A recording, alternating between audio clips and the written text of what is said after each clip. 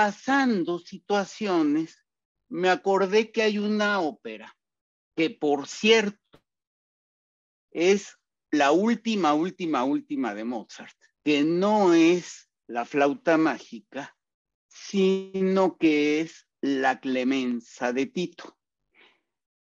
Miren, esta ópera, les platico un par de anécdotas, yo la empecé a oír hace muchos años, sin tener, que lo tuve hasta este fin de semana con toda honestidad, una idea clara de qué trata, porque la música es tan bella que me cautivó aún sin conocer lo intrincado que es toda la situación, pero aparte quizá haya habido un pequeñito prejuicio.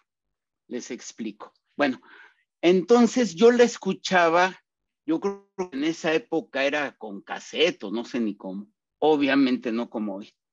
La escuchaba yo con una grabación maravillosa de un director que les he puesto y les he platicado, excelente, que murió recientemente, Sir Colin Davis, y con la ópera del Covent Garden de Londres, pues son producciones de primerísima calidad. Aunque el Covent Garden era un mercado y sigue siendo un mercado, pero allí hicieron una ópera maravillosa. Bueno, por otro lado, no la última, sino la penúltima vez que estuve en Nueva York, previo a la pandemia. Después de llegar precisamente, pero con algunos contratiempos típicos de Nueva York, llegamos tarde y ya al Metropolitan a ver la Clemenza de Tito, esta ópera. Y solamente vimos la segunda parte y pues realmente creo que yo cuando menos no la capté como la estoy captando, conociéndola más y obviamente conociendo el argumento y viéndola completa, inclusive musicalmente. Unas de las áreas más bellas son precisamente en el primero de dos actos que tiene. Nosotros nada más escuchamos ya sentaditos y cómodos y todo el segundo acto. Bueno, el caso es que les decía yo que tenía yo un prejuicio hacia esta ópera, porque mi ídolo, mi gran ídolo que les consta que es Mozart, ¿cómo es que le hace el homenaje a un villano que en la escuela israelita donde estudié, pues nos los describían como un Hitler antiguo? ¿Por qué? Porque fue el que destruyó el segundo templo de Jerusalén, además lo mancilló de maneras muy irrespetuosas. Y además allí empieza la diáspora judía, que después de calamidades y medias termina hasta el año de 1948 con el nacimiento del Estado de Israel. Por alguna razón que no es motivo de la clase, no desaparecieron a pesar de no tener. No desaparecimos, me incluyo. Y de muchas vicisitudes. Pero entonces, la Clemenza de Tito, pues ¿de qué se trata? ¿Cómo? Es como, valga la clemenza de Mao, o la clemenza de Stalin, o la de Hitler. Entonces, no entendía yo. Bueno, primero me meto a ver el argumento, pero luego me meto a ver la biografía de Tito y creo que vale la pena que les platique el contexto histórico. Miren, Judea, el pueblo judío eran originalmente 12 tribus y un rey asirio, Tiglat-Pileser, destruyó a 10 de 12. Queda, creo que, Judá y Efraín nada más, de los 12 hijos que tuvo Jacobo. Bueno, resulta que los romanos bueno, la primera conquista europea hacia esa zona la hace un personaje histórico, que yo creo que ese sí cae en la categoría de superhombre de Nietzsche, porque en esa época el haber logrado entender que la conquista no implica destrucción, sino aprendizaje de la cultura conquistada e inclusive, y sí, el sincretismo, la mezcla, tanto racial como cultural en general, que eso enriquece a la humanidad, por supuesto. Ese gran personaje, Alejandro Magno, griego, cuando muere cerca de India, pues ya se divide el imperio todo y todo ese imperio griego va perdiendo fuerza y lo ocupan los romanos, que son guerreros, aunque claro, los griegos tienen a los espartanos, pero los guerreros romanos son, valga la comparación, y de allí tomaron mucha simbología, pues los nazis de aquel entonces. Los nazis tenían cámaras de gas, pero estos crucificaban, y no solamente a Jesucristo, a muchos. Había una calle en Roma decorada con cruces con crucificados, imagínense, creo que se llamaba la Villa Apia. Entonces, los judíos fueron quizá de los conquistados por los romanos, de los más latosos, tremendamente rebeldes. Y buenos guerreros y guerrilleros. Ellos inventaron allí la guerrilla. Y entonces ya Nerón ya estaba hasta el gorro. Nerón era el emperador en la época de Cristo. Esto ya es en el año 60 y tantos, después de Cristo, obviamente. Y de repente, en el año 68, se muere Nerón. Y viene un año muy extraño, porque se le llama el año de los 4 Césares, que es el año 69 después de Cristo. Nerón, luego Galba, luego que muere muy rápido, muy probablemente los envenenaban, ¿eh? Luego vino otro más. ¿Quién fue? No recuerdo. Bueno, y luego viene ni más ni menos que Vespasiano. ¿Por qué le dan el trono a Vespasiano? Porque él era el que más o menos, pero con más éxito que fracaso, porque hubo varias guerras en Judea de los judíos contra los romanos, había sido el comandante de todas esas guerras y lo había hecho lo suficientemente bien. No los tenía totalmente controlados, pero cuando menos no habían regresado al poder o no habían expulsado a los romanos, que era muy difícil. Bueno, el caso es que llega Vespasiano a Roma y ¿a quién deja en su lugar? Ni más ni menos que al Tito. Y en el año 70 viene una rebelión, ya después de todo ese, digamos, paréntesis por política en la guerra, porque le bajaron, digamos, los romanos.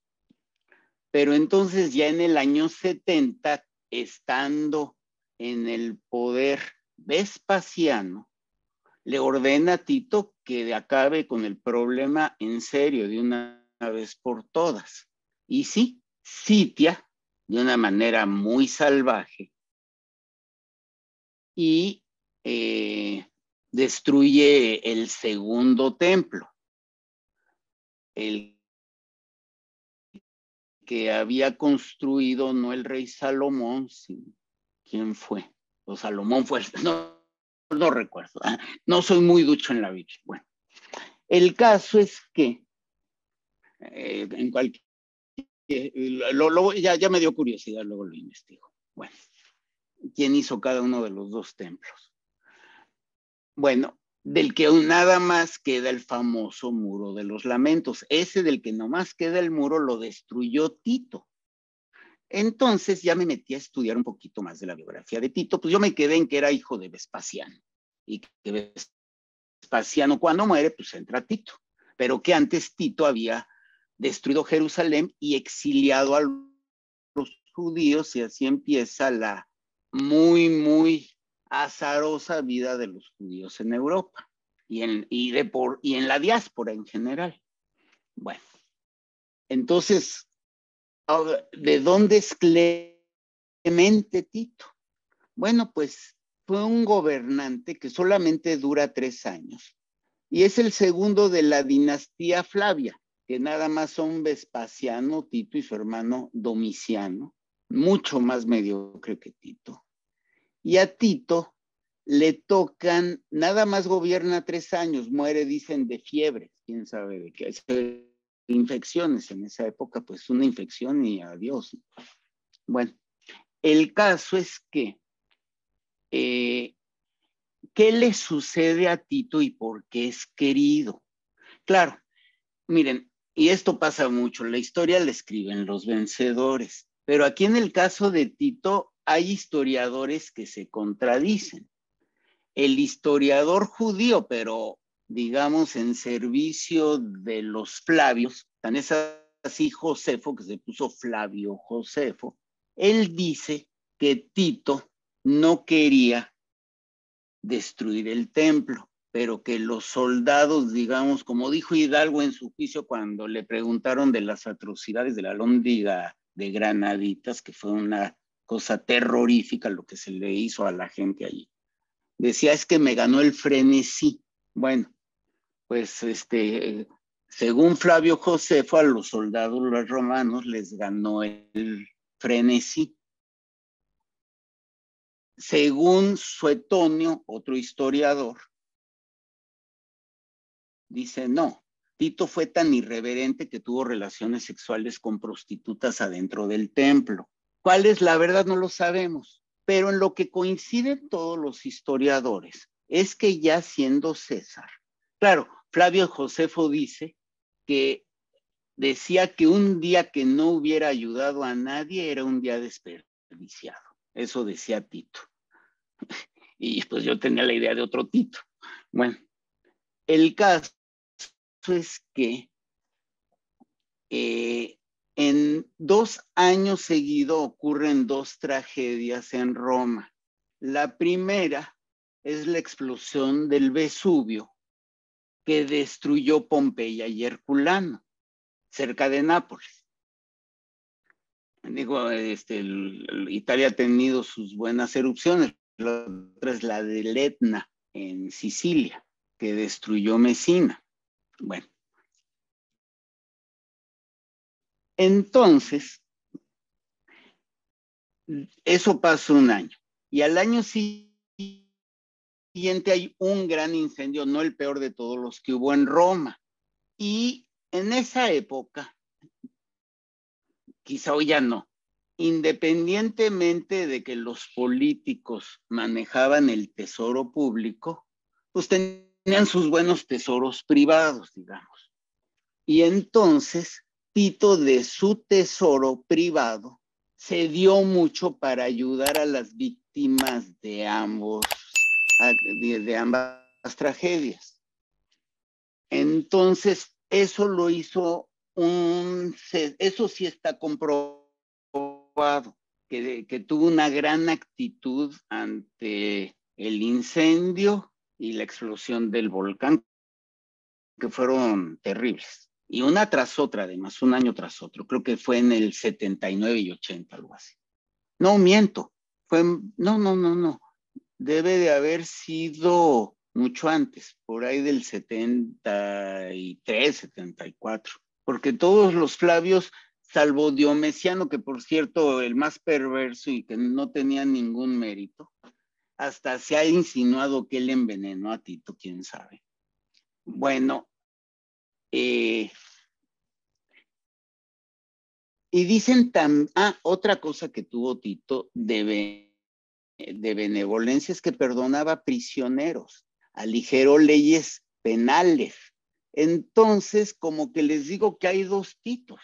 pero si nos vamos a los hechos comprobables, digo, no hay conquistador bueno y menos en esa época. No hay también quien pueda contener a las turbas una vez que las echan a andar.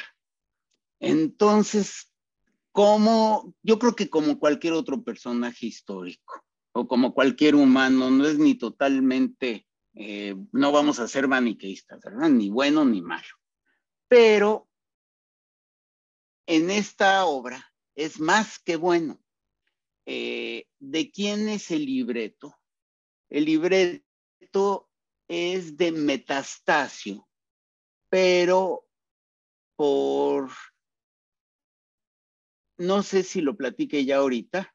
Sí, miren, por incidentes, Mozart termina de componer la flauta y muere José II, emperador del Sacro Imperio Romano Germánico, hijo de María Teresa de Austria, que a diferencia de María Teresa, que quizá es como el prototipo del déspota ilustrado, era tremenda María Teresa, una mujer que no está por debajo de las Isabeles de Inglaterra o Catalina la Grande, de una mujer de armas tomar. Acuérdense, el slogan de los déspotas ilustrados era todo para el pueblo, pero sin consultar al pueblo. Entonces ella era de ese tipo. En cambio, José II fue mucho más liberal. Y dentro de lo posible, digamos que fue muy bondadoso con Mozart. Bueno, hermano ni más ni menos, y también hija de María Teresa, María Antonieta, la que muere en Francia. Bueno, entonces aquí muere y van a nombrar a otro hermano, a Leopoldo II, como el emperador, ya era el emperador del Sacro Imperio y probablemente ya el archiduque de Austria-Hungría, y ahora tiene que coronarse en Praga, Praga que está en Bohemia, lo que hoy es parte de la República Checa. Y entonces le encargan a Mozart una ópera, que por cierto Mozart ya está muy enfermo. Terminando esta ópera solamente vivió en el año de 1791, solamente vivió 3 meses más. Y ve el libreto de Metastasio, que de tanto de él como de muchos otros, no es la primera ópera que es una apología a Tito, hay muchas, pero Mozart tiene ganas de hacer una con ese tema y le encargan a otro libretista que en base a Metastasio se la arregle a Mozart. Y en un tiempo récord compone tanto el libreto, este libretista Mazzola, como Mozart, toda la composición. Y quizá, fíjense que en la obertura yo siempre las medio confundo, las dos son bellísimas. Esta, la de la Clemenza y la de la flauta. Bueno, el argumento, en breves palabras, ya iremos viendo, pero sí quiero platicarles porque la mejor o la reproducción que quiero dar, claro, voy a dar varias reproducciones de las áreas más bellas con varias interpretaciones, pero la reproducción que encontré me gustó muchísimo. La busqué con Carl Bohm, pero no está completa. La de Colin Davis la tenemos también con él. A mí me parece maravillosa la de Colin Davis y además es como la más querida, no es la primera. Y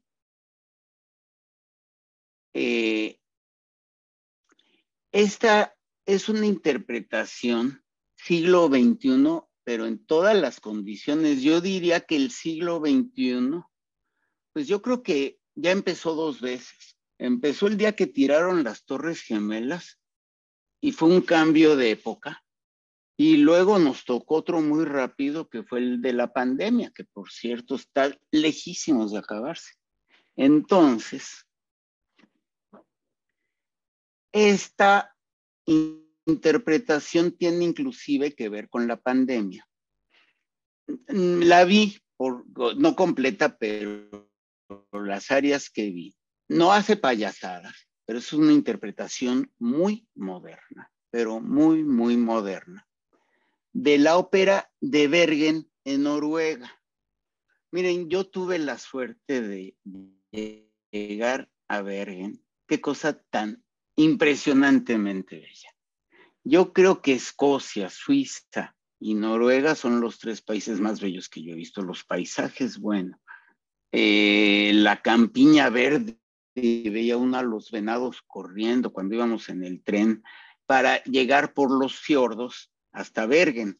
Por cierto, mucho más impresionante el cañón de Sumidero en Chiapas, mucho más. Bueno, pero Bergen siempre ha sido una ciudad rica porque es una ciudad comercial, que donde también lo notamos fue en Amberes, en Bélgica. Eran, en alguna época en Europa se hizo una como liga de común comercio, digamos, un mercomún, pero de ciudades, porque eran ciudades-estados, que yo recuerdo estaban, por supuesto, Bergen, Amberes, Hamburgo, no recuerdo cuáles otras, pero muy, muy interesante. La Liga Hanseática se llamaba, y prosperaron mucho esas ciudades. Y esa prosperidad se ve hasta hoy. No, no es un cuento de hadas, Bergen, literalmente. Bueno, hay una ópera de Bergen y su director va a dirigir su último concierto y escoge, por algo será, como director de ópera, pues la última de Mozart, que es La Clemenza de Tito. Bueno, no es, voy a tratar de ser muy breve en todo el argumento y lo demás lo van a ir notando los que no, les digo qué lástima que no la encontré con subtítulos en español o una que me convenciera. Pero no es tan complicado, miren. Resulta que hay una mujer que es la malvada, imagínense, más mala que la reina de la noche, que se llama Vitelia. Vitelia es la hija de un emperador, Vitelio, al que Vespasiano le ganó el poder y está furiosa porque es una mujer sumamente ambiciosa. Pero Tito se enamora de una mujer en el Medio Oriente, se la lleva a Roma, pero pues se cansa de ella y se regresa al Medio Oriente, la señora, y está libre Tito. Y entonces Vitelia forzosamente quiere que la escoja para casarse con él. Pero el que está terriblemente enamorado de Vitelia se llama Sesto, que es el mejor amigo de Tito. Perdidamente enamorado, tan perdidamente enamorado, que con tal de que no lo abandone Vitelia, cede al deseo de Vitelia, ni más ni menos que para que mate a su mejor amigo y así ella le va a dar su amor. Está fuerte. Bueno, el caso es que hay otros personajes. Está Anio y su hermana Servilia. Anio es amigo de Sesto y Servilia, que fíjense qué bello suena los nombres de los personajes, que aunque son, aquí hay mucho transvestismo, hay mezzosopranos en muchos papeles que podrían ser inclusive de hombres, ya verán. Ahorita les digo quiénes son y cuáles son las tesituras de cada uno o una. Bueno, Tito, del que está enamorado, es de Servilia, pero Servilia está enamorada de Sesto. No, ha de ser de Anio.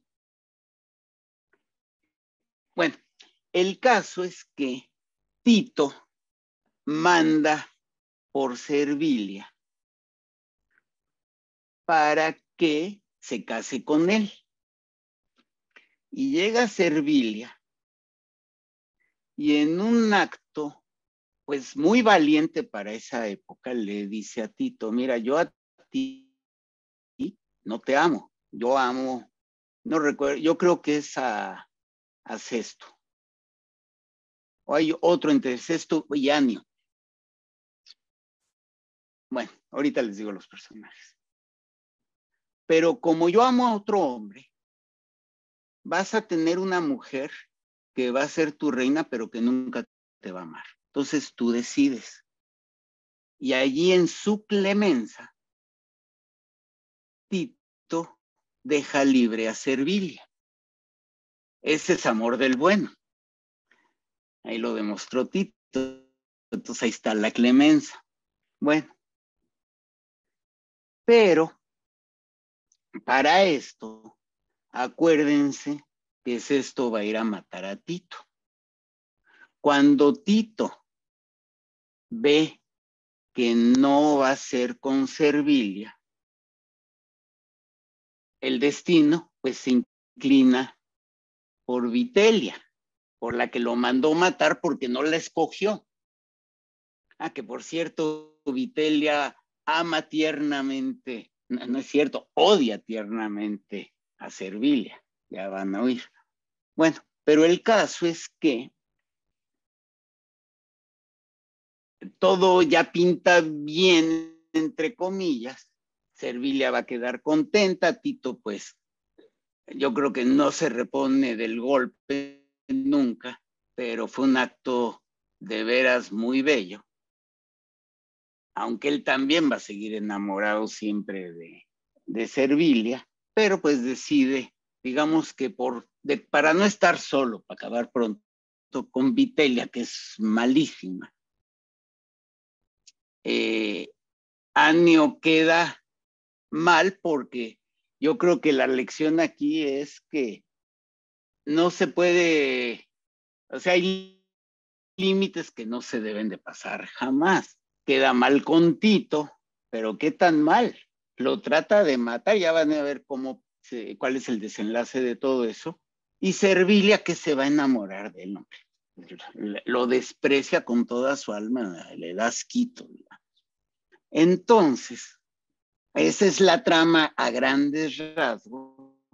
Y vamos a empezar, no lo he visto, lo voy a ver con ustedes, voy a tomar nota, del documental en donde explican el porqué de esta presentación. Entonces, por favor, Esteban, si nos pones la versión larga, la de la ópera completa, con la ópera de Bergen, Noruega.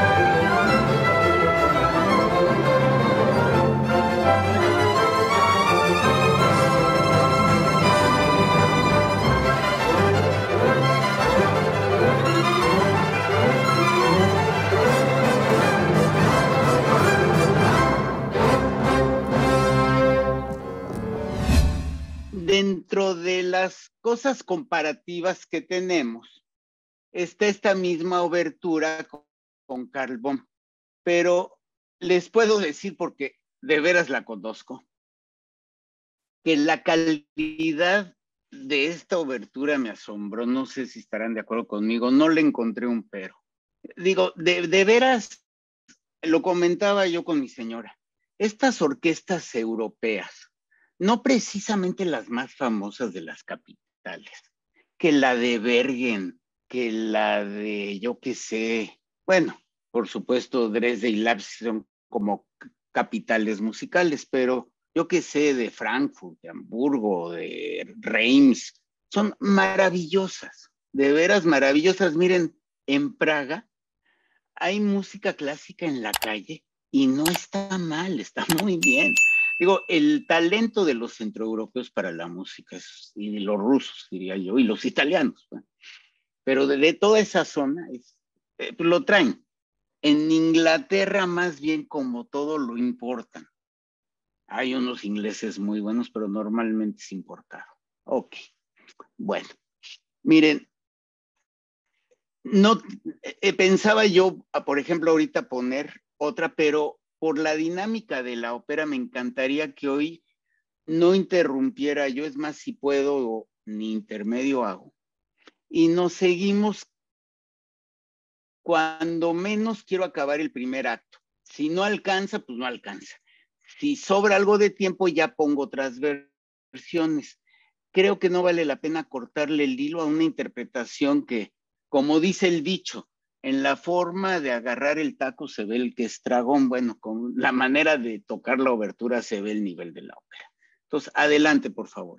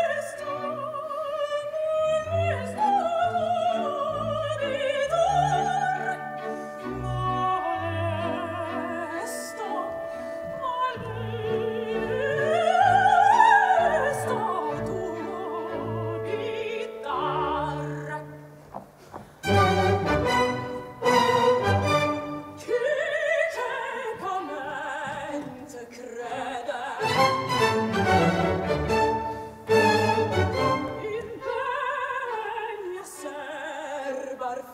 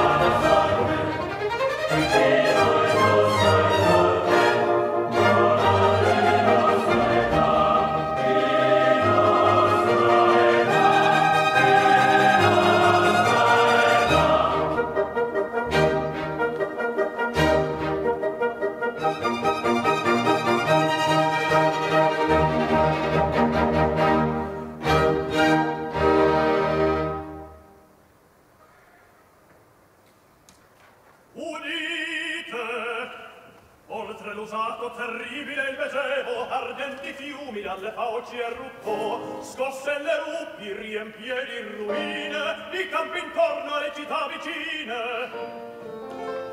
Le desolate genti fuggendo van, ma la miseria opprime quei che a fuoco avanzar. Serva quell'oro di tanti afflitti a riparar lo scempio.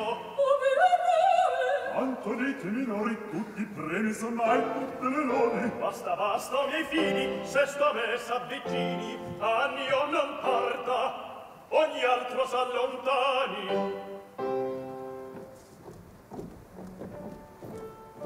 Adesso Sesto parla per me. Come signor potesti la tua bella regina? Ah, Sesto amico, che terribil momento! Io non credevo. Basta, ho vinto, partì. Volgasi adesso a Roma ogni sospetto di veder la mia compagna. Una sua figlia vuol veder sul mio soglio e a pagarla convien. Già che l'amore scelse invano i miei lacci, io vo che almeno l'amicizia li scelga. Al tuo suisca, Sesto il Cesare o sangue, oggi la mia compagna sarà la tua germana.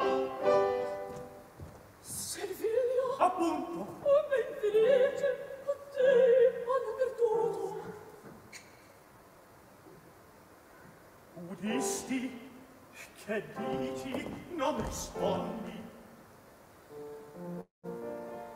Tito, Augusto, conosco di Sesto il cuore, ma tu consiglio da lui prende da te. Come potresti accompagnare il più degna delle pere di te? Virtù, bellezza, tutto in Siviglia. Io ne come ben volto che era nata a regnar. De mie presagi l'adempimento è questo. Non mio per la così sono sul testo. Ebbene, recane a lei, anni ottura novella, e tu mi segui, amato Sesto, e queste tue dubbiezze ne poni. Avrai tal parte tu ancor nel soglio, e tanto ti innalzerò, che resterà ben poco dello spazio infinito, che frapose agli dei fra Sesto e Tito. Delle più sublime sogno, l'unico frutto è questo, tutto è tormento il resto, tutto è tormento il resto, e tutto è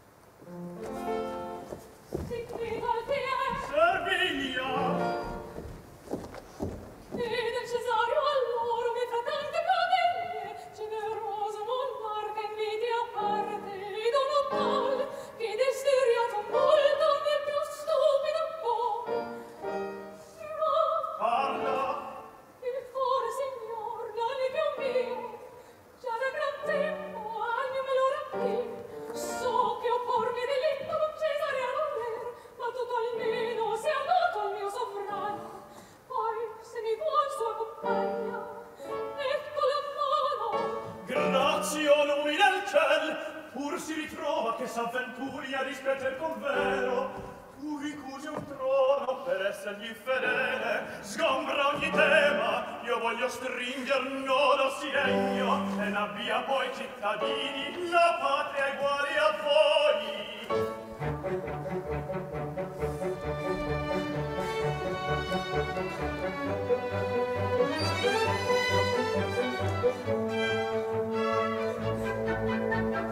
Oh, se fosse intorno un trono, ogni cor così sincero, non tormento un vasto impero, ma saria felicità, la saria felicità, non dovrebbero i regnanti tollerarsi di grave affanno per distinguere dall'inganno l'insidiata verità, l'insidiata verità. Non dovrebbero tollerarsi grave affanno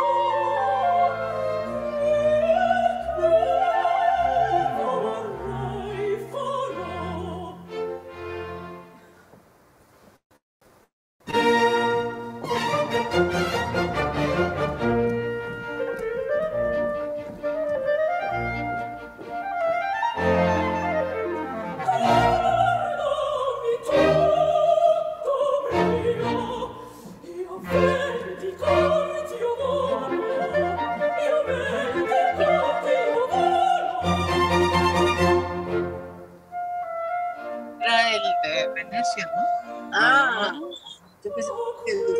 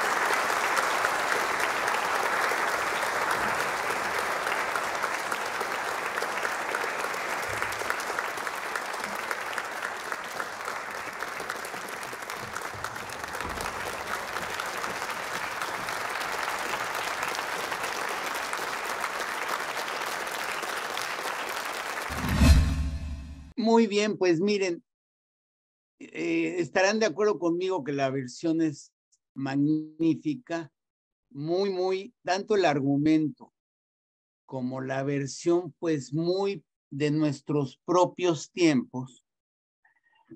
Como les decía, evidentemente nos han pasado sucesos fuertes en el siglo XXI.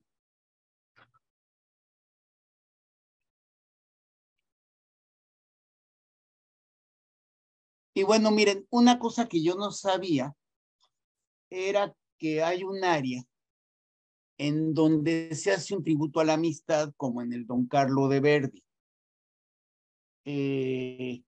Luego, el área cuando entra Tito, es mi área favorita de toda la ópera. Ya les buscaremos, Esteban, para la próxima, en lo que tenemos de Colin Davis. Creo que vale muchísimo, es que es bellísimo lo majestuoso de los metales, la felicidad de la entrada del gran Tito. Digo que gobernantes así me recuerdan mucho a los de hoy, ¿no? Cuando le dice, a pesar de que tiene que, digo que debe ser terrible, ¿no? Renunciar al amor de Servilia, a pesar de que está enamorado, porque ella está enamorada de, no, ni siquiera está enamorada, por ambición quiere a Tito, cual enamorada esta no es capaz de enamorarse. Les digo, es una reina de la noche muy malvada, o muy caricaturizada. Obviamente los personajes están un poco caricaturizados, así como la bondad de Tito, bueno. Bueno, luego, miren, el personaje que es verdaderamente terrible, es esto. Bueno, se fijaron que tanto Sesto como Anio, los dos hombres, amigos, donde estaba yo confundido es que Servilia es hermana de Sesto, no de Anio, es enamorada. Y entonces los interpretan mezzo sopranos, o sea, son mujeres. El Sesto que estamos viendo, pues habrá ocultado muy bien su gusto, pero es mujer. Igual ahí es un poco más claro que Annie. Esto de por sí ya venía de toda la ópera, pero pues quizá buscándole alguna situación, esa es absolutamente de mi cosecha y no sé qué tan cierta sea, de alguna manera está enojado con ambos personajes. Digo, bueno, esto es horrible. Y a Anio también como que le falta el ímpetu para defender a Servilia, la que realmente saca la casta ante Tito es Servilia, no Annie. En fin. Ahora, miren, esta ópera, aunque viene inmediatamente después de la flauta, con la que yo había, y básicamente por un área, con la que yo la había relacionado con una ópera anterior, esta ya viene siendo Kegel 621. Acuérdense que Mozart solamente, o su última obra es el Requiem 626, o sea, esto, como les digo, es a punto de morirse. Y en esa época tiene un amigo, un gran amigo clarinetista. Y entonces, por eso, esta bellísima área de parto, que cantas esto cuando se va a matar a Tito, pero cree que a cambio va a tener el amor de Vitellia. Tiene esa parte bellísima con clarinete que en Idomeneo hay una parte, un área muy similar, pero en lugar de clarinete es violín, pero también bellísimo. Bueno, y en esa misma época, si recuerdan cuál es el Kegel 622, uno posterior, pues es el celebérrimo concierto para clarinete, famosísimo, ¿no? Bellísimo, de Mozart. Y la otra obra fantástica de Mozart para clarinete, bueno, el quinteto para clarinete. Y no sé si estará mi tocayo Pérez Varona, pero qué fascinados hemos estado con los clarinetes en el tercer movimiento de la 39 de Mozart. O sea, bueno, en todo Mozart, pero en el clarinete se distingue. Era un instrumento que le gustaba mucho. Igual que a Brahms, por cierto. Bueno.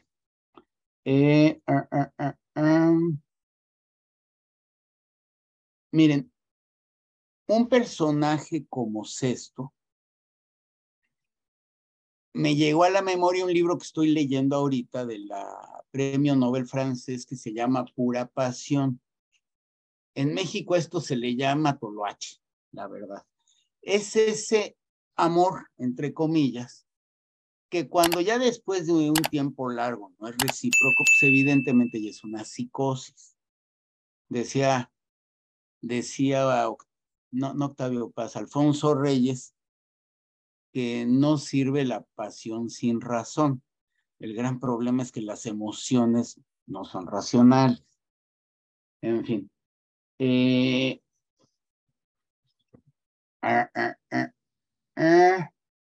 Miren, me encantó todo, pero en especial, no sé si a ustedes, creo que sobresale como cantante Vitellia, la mala. Se me hace una... Ella es, bueno, soprano, miren, no les había yo dado todas las tesituras, les platico. Y otro personaje que les recuerdan que se me olvidaba, ahí les va.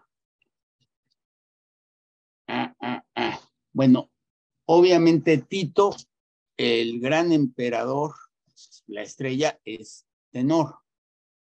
Sesto, hombre, es mujer mezzosoprano.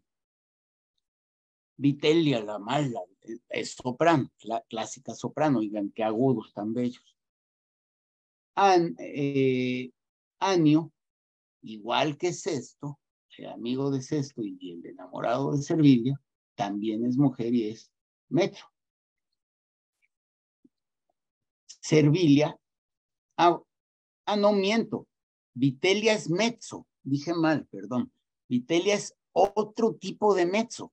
Cuando está Vitellia, cuando está con otra mezzo, que es su enamorado Sesto, son dos mezzos, fíjense qué interesante, no. La que obviamente, si es soprano, la estrella, pues es Servilia. Luego hay un último personaje que es el capitán de la guardia de Tito y puede ser barítono o inclusive bajo, que se llama Publio.